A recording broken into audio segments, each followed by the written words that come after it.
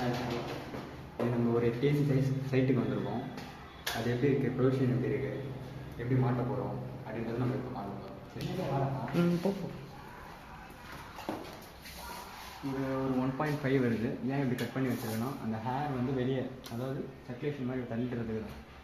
சரிங்களா, அதனால் கட் பண்ணி வைக்க சொல்லிட்டோம். கட் பண்ணி வச்சுட்டாங்க. இதுலேருந்து ஒரு 15 இன்ச்சில் ஒரு ஹோல்ஸ் வரும். அப்படியே பேக் என்ட்ரி. இது வந்து வுட்டை கட் பண்ணணும்.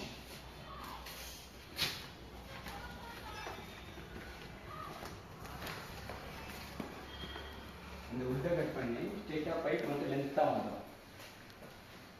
லென்த்தாக வந்து நம்ம ஒரு ஹோல்ஸ் போட்டுருவோம். நம்ம ஏற்கனவே அந்த ஹோல்ஸ் வழியாக போய் டெரஸ் இருக்குது. மேலே வந்து ஓப்பன் டெரஸ் தான், அதனால மேலே போயிடும்.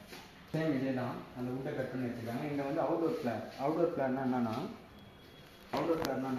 இந்த ரைட் ஹேண்ட் சைடில் வந்து நம்ம வெளியே போய் டைட் வைக்கிற மாதிரி இருக்கும் மிஷினை. ஏன்னா மேலே ஓப்பன் ட்ரெஸ், அதனால கீழே இறங்கி நம்ம டைட் வச்சிடலாம். அதனால வந்து அவுட்டோர் பிளான் போட்டுருக்காங்க. அதுவே நம்ம இதுக்கு மேலே ஒரு ஃப்ளோர் இருக்குது, இதுக்கு மேலே ஒரு ஃப்ளோர் இருக்குது, ஒரு தேர்ட் ஃப்ளோர் வரைக்கும் இருக்குது அப்படின்றப்ப நம்ம லெஃப்ட் ஹேண்ட் சைடில் தான் ஹோல்ஸ் போட்டு ஆகணும்.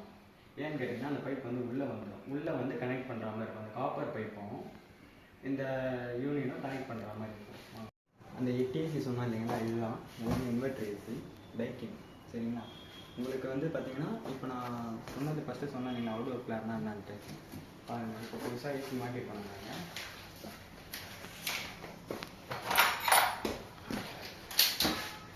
இந்த யூனியன் வந்து மிஷினில் இருக்க யூனியன் வந்து வெளியே போயிடும். அதாவது டைட் வைக்கிற இடம் வந்து வெளியே போயிடும். அதை நான் அப்புறமேட்டு காமிக்கிறேன் எப்படி டைட் வைக்கணும்ட்டு. ட்ரைன் பைப்பும் வெளியே போயிடுச்சு. வெளியே பிவிசி பண்ணியிருக்காங்க. இதுதான் அந்த கட் அவுட் வந்துடும். ஹேர் செட் பண்ணி போயிட்டு நம்ம இது வரும். ஓகேங்களா,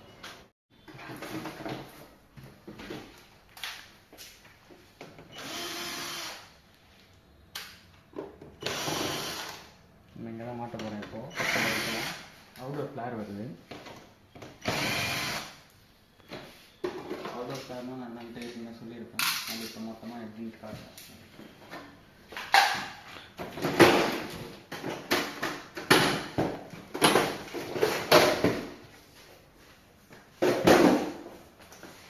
new Daikin AC.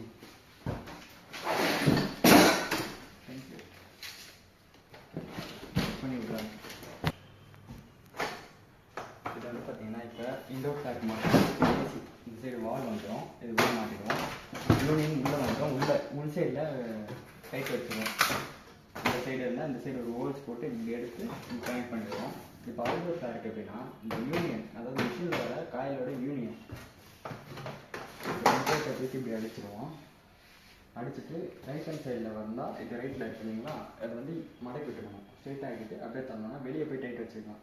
Indoor plan வந்து இங்கே ஒரு ஹோல்ஸ் போட்டு இப்படி மடக்கி இங்கே வந்து பார்த்தீங்கன்னா இதுதான் யூனியன் ஆஃப் குவார்ட்டர். சரிங்களா, அதை வந்து கரெக்டாக வச்சு இங்கே வந்துடும். ஸ்ட்ரெயிட்டாக வந்ததுக்கப்புறம் டைட் வைப்போம் ஃப்ளாட் பண்ணி. இப்போ அவுட்டோர் பிளான் பார்ப்போம்.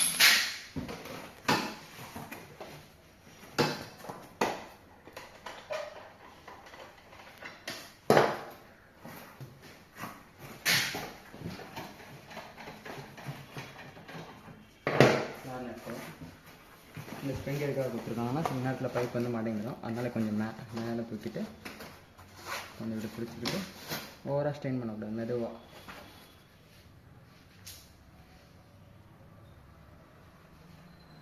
ஓகே, இப்போ வந்து பார்த்தீங்கன்னா வெளியே போய்டும். அந்த ஹோல்ஸ் இருக்குது பார்த்தீங்கன்னா, அந்த ஹோல்ஸுக்கு ரைட் ஹேண்ட் சைடில் வெளியே போய்டும். நம்ம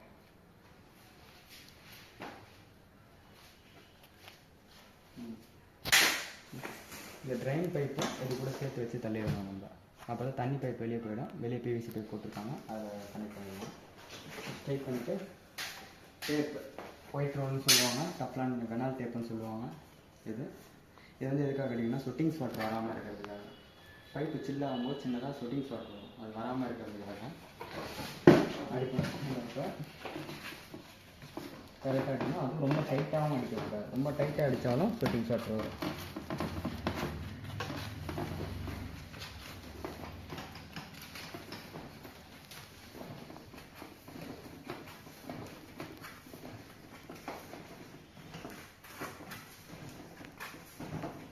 நம்ம ஸ்ட்ரெயிட் பார்க்குறதுக்காக வந்து வாட்டர் லெவல் வச்சுருக்கோம்.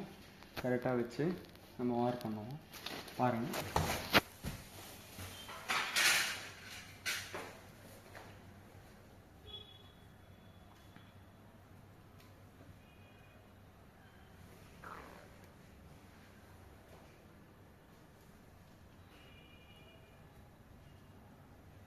இந்த ஸ்லூப்பிங் அதெல்லாம் தேவையில்லை.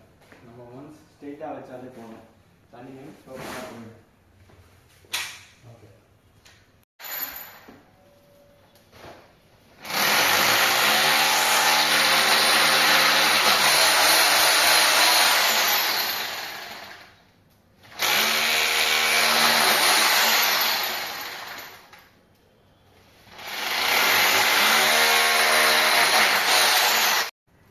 ஃபிஷரை வச்சு அடிக்க வேண்டியது தான். 5 ஹோல்ஸ் போட்டிருக்கோம். 5 ஹோல்ஸில் தாங்கும். சரிங்களா?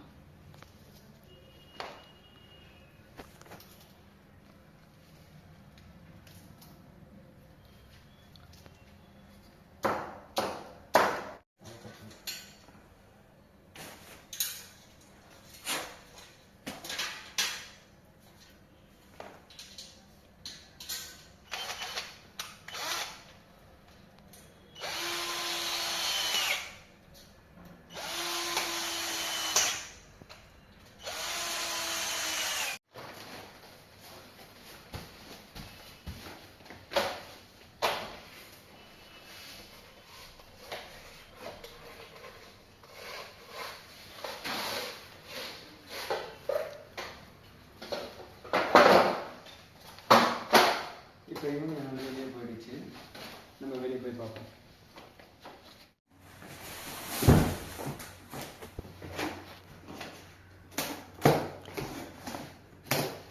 நல்லா பேக்கிங் வாங்குகிறோம். நம்ம எதுவும் பார்க்கக்கூடாது. டேமேஜ் எதுவுமே இருக்காது. பேக்கிங் பார்த்தாவே 3 மீட்டர் கிட்ட கொடுத்தாங்க. ரைட்டில் 3 மீட்டர் வரும். ஒரு ஒயர் 4 கோர் ஒயர். ஏன் 4 கோர் ஒயர் மட்டும் கொடுத்துருக்காங்கன்னா 3 கோர் ஒயர் வந்து நம்ம எடுத்துகிட்டு வர்றது அடிஷ்னலாக 2 ஒயர் வரும். கம்யூனிகேஷன் ஒயர் ஒன்று, சப்ளை ஒயர் ஒன்று. கம்யூனிகேஷன் ஒயர் அவங்க கொடுத்துருவாங்க 3.5 மீட்டர்.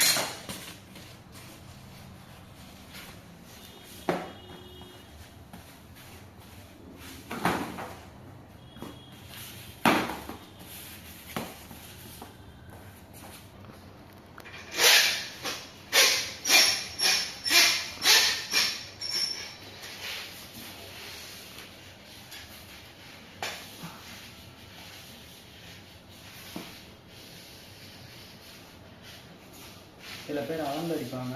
நம்ம ரெகுலராக பண்ணுறதுனால நம்ம அளவுலாம் தேவை கரெக்டாக வந்துடும்.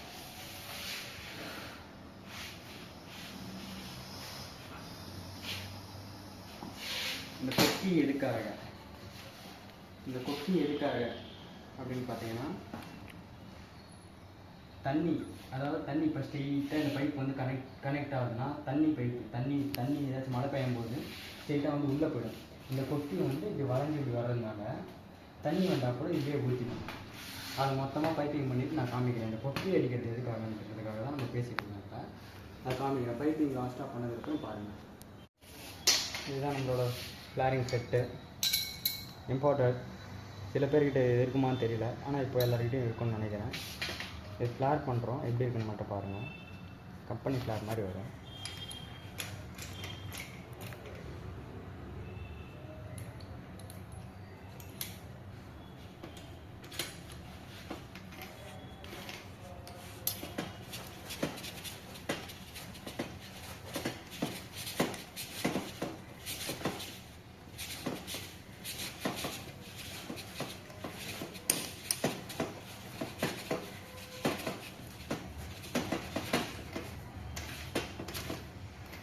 Flower ready.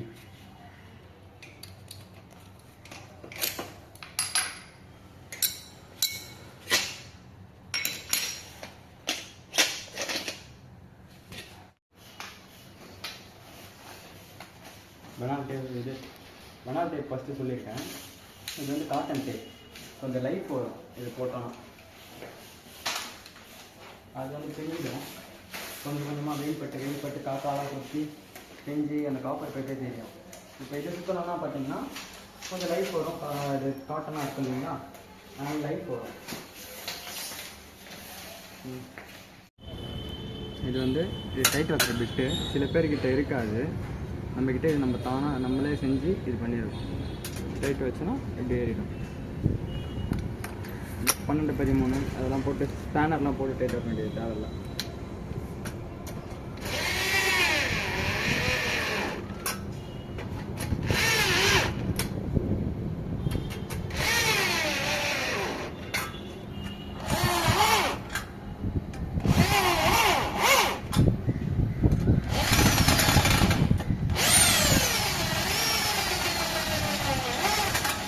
யூ பெண்ட் எதுக்காக கொடுக்குறோன்ட்டு, அந்த தண்ணி வந்து ஸ்லோப்பிங்காக இந்த சைடு வந்து அப்படியே உள்ளே இந்த சைடு ஹோல்ஸ் இருந்துச்சுன்னா அப்படியே புஷ்ஷுன்னு உள்ளே போயிடும்.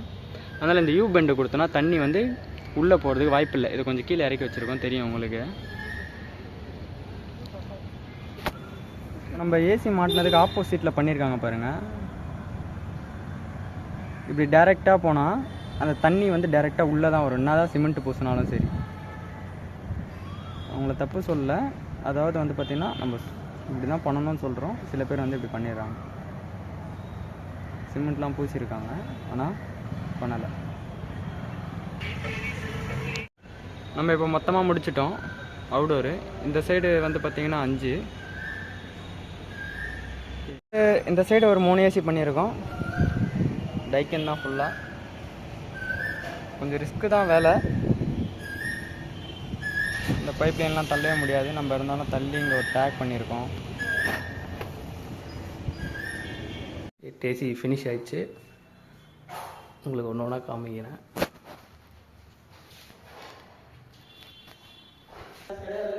அவங்களுக்கு வாட்ஸ்அப் அனுப்பிச்சு விட்டானா?